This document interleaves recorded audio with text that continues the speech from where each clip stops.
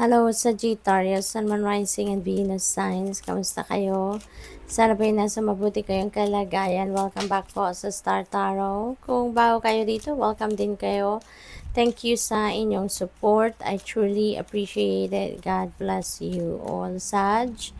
Pauna mensahe po ninyo ay strength. Ayan, so this is your inner strength and your courage.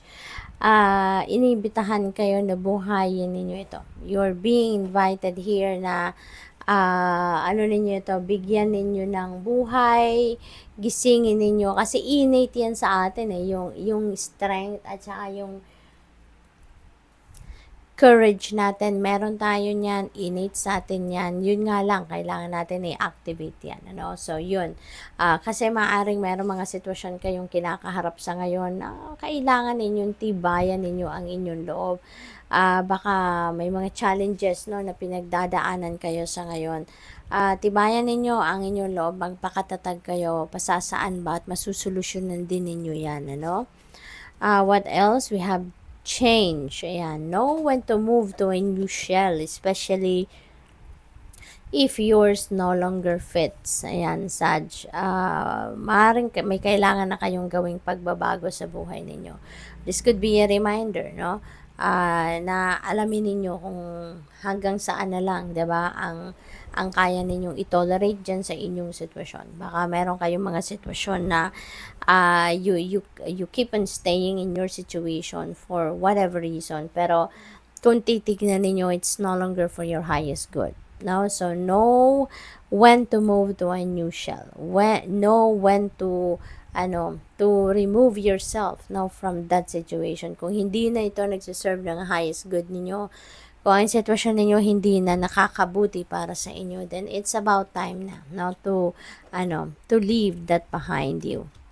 What else? We have take the helm, be in control of your own ship. Ayan, so wag ninyong hayaan na patakbuhin ng ibang tao ang buhay ninyo. Okay? Make your own decisions.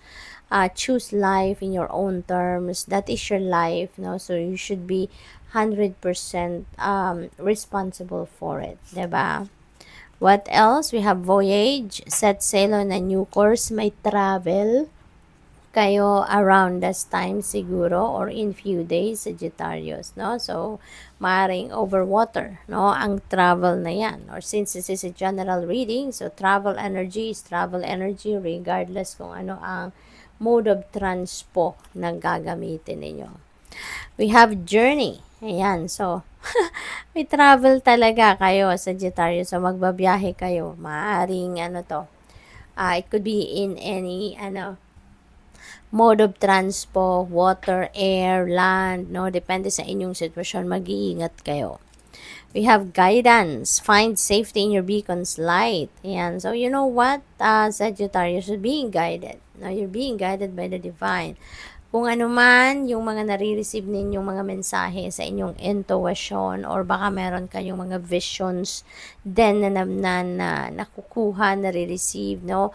Rest assured that that is guidance from the divine at kailangan ninyong i-embrace yan, kailangan ninyong i-welcome yan sa buhay ninyo as much as possible, pakinggan at sundin ninyo. Okay?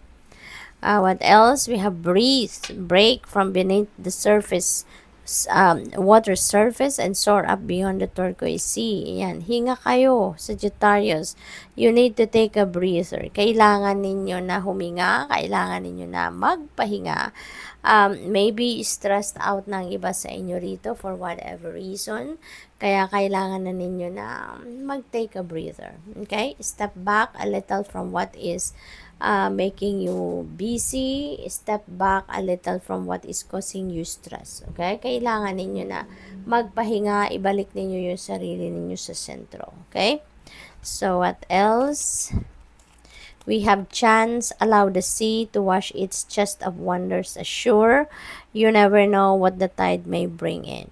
Okay? So, give yourself a chance. Okay? Give yourself a chance sa mga bagay, sa mga opportunities na kumakatok sa buhay ninyo. Okay? Huwag ninyo munang i-disregard agad-agad ang mga bagay na yan, mga offers na yan. Tignan ninyong maigi, di ba? I-consider ninyo Kasi you never know. Baka ito na yung mga breakthrough sa buhay ninyo na hinihintay ninyo, 'di ba?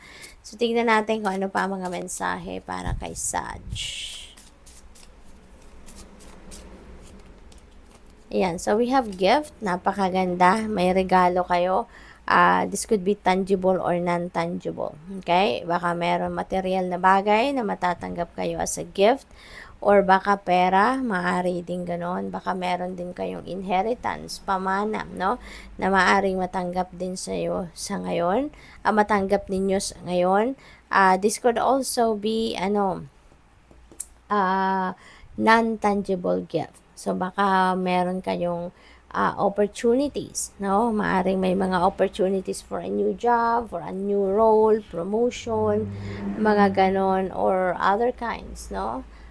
Na regalo. So, we have good news. Napakaganda nito kasi merong mga sorpresang paparating. Merong sorpresang bigay ang universe sa inyo rito, no? This is a, good news coming your way. Maaring ito ay mga balita, no? Regarding sa inyong mga hinihintay.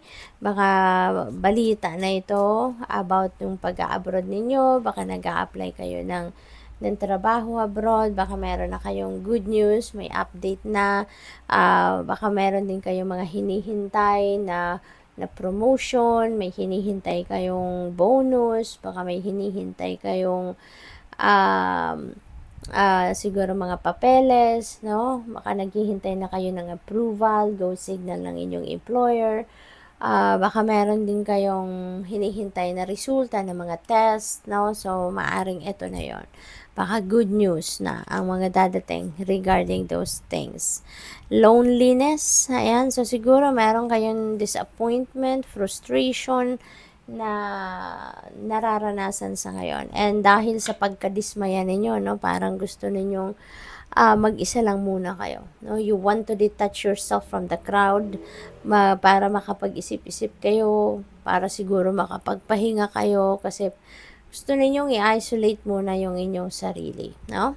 So, what else? We have robbery. Ayan, mag-iingat kayo. This is a warning para sa'yo, no? Na mag-iingat kayo because maybe there are people around you na low vibe, no? At hindi ninyo alam kung sino yung nagbabalak ng hindi maganda towards you. Kaya anything na valuable para sa inyo, keep it close to your heart. Okay?